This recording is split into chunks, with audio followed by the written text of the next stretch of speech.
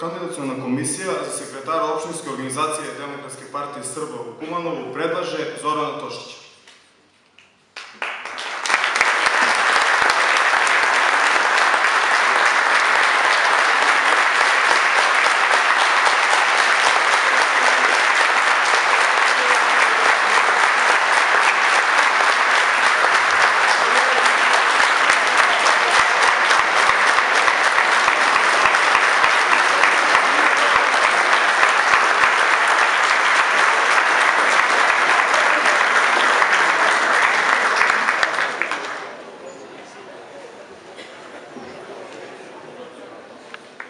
Više od očigledno koliko podršku ima naš sekretar, ali i ovaj formalni deo.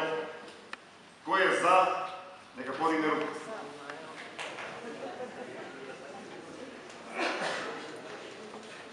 Protiv? Uzdržan? Hvala. Konstatujem da je za sekretara opštinske organizacije Demokratske partije Srba u Makedoniji jednoglasno izglasan gospodin Zoran Tošić.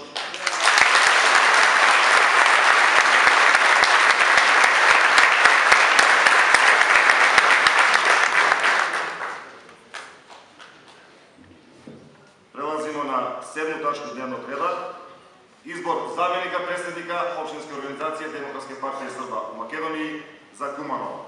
Pozivam ponovo predstavnika kandidacione komisije da saopšti predlog. Za zamenika predsednika opštinske organizacije Demokratske partije Srba u Kumanovu predlaže Dalibora Kitanovića.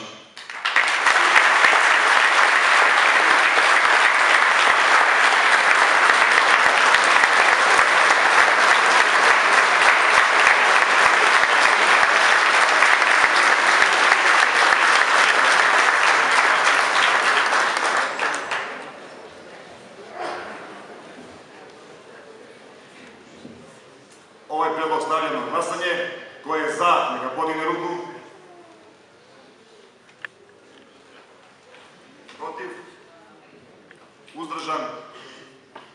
Konstatujem da je za zamenika predsednika opštinske organizacije Demokratske partije Srba u Makedoniji, opštinske organizacije u Kumanovu, jednoglasno izabran Dalibor Kitanović.